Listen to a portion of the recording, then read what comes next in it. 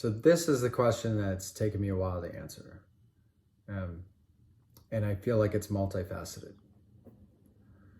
So part of this has to do with the bean itself. So I looked at the bean and I found that the inside of the bean was softer than the outside of the bean. So I wondered if that could be an indicator of why staccato works, because maybe the softer inside part of the bean pulverizes faster and into finer particles, which would mean that the bottom layer would be the inside, more of the inside of the bean than the outside of the bean. And when I first did the experiments, I looked at the layers separately. So I pulled a shot of just under 400 microns, and I noticed it lacked certain flavors while the coarser particles lacked the opposite flavors. So the finer particles were sweeter, but they didn't have the punch, like the real like kick, while the coarser particles lacked any sweetness. So I looked at a coffee bean with a durometer and I measured hardness. So here's a couple of hardness values. So on the outside it was 17, on the inside it was 5 and then 10. So I want to do an experiment to separate out the fines. So my theory is that fines pulverize from the inside, pulverize faster. And so what if I use a coarser grind setting? So I did a setting 50 on the niche. And then I looked at the particle distribution, and I said I could just use a sifter and pull out these finer particles. So I decided to make a more labor-intensive shot called the inside-out staccato shot, where you grind coarse, sift out these finer particles, and then regrind the coarser particles. And then layer the inside fines, then the outside fines, and then the coarse, and then the mid particles. So I wanted to go a bit further than just making the shots. I made the shots, right? They tasted better. But I took each of those layers and I wanted to do a test. I wanted to understand how each of those layers extracted over time of a shot. So in this case, I wanted to make a salami shot, but I wanted to isolate carbon dioxide and coffee extracts. And those are the two main things that cause channeling in coffee. So I wanted to remove channeling. So I looked at spent coffee.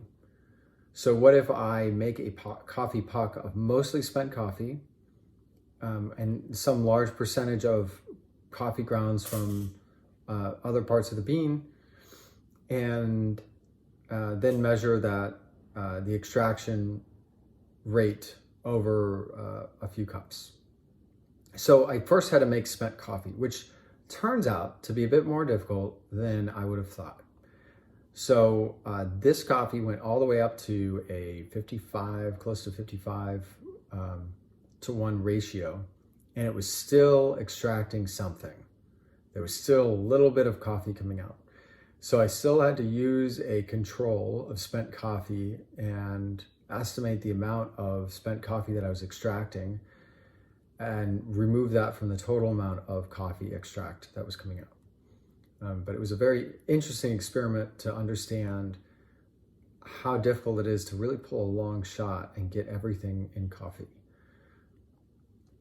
So I did this sifted salami shot with these inside fines. Now I have two different inside fines. I have the less than 300 microns and the greater, more than 300 microns. And then I have outside fines, outside mid-range, and then outside coarse. And so you could see the extraction rates here are very interesting because the inside fines really do extract faster than the outside fines. Not only that, they fully extract almost instantly, it seems. In the around the 1-to-1, you're already at the range you'd prefer, which is 18 to 22% extraction yield. And it's these coarser particles that you have to wait for a while for them to extract. So as a result, the coarser particles are by the time you get to an extraction rate where the coarser particles have more fully extracted, the finer particles have over extracted.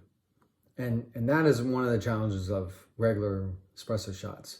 And that is one of the benefits of staccato espressos. The coarse particles have a longer contact time than the fine particles. So you allow the coarser particles to more extract and the finer particles to not be as over extracted. So what else can we learn from staccato? We can look at staccato tamping. So part of what my understanding of staccato was is that you had a compacted layer on the bottom.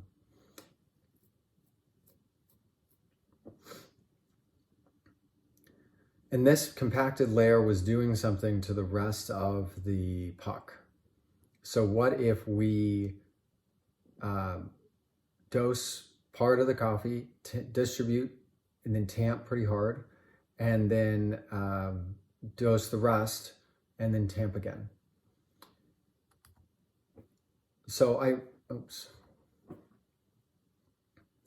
I found this technique to be useful, and it improved extraction, yield, and taste.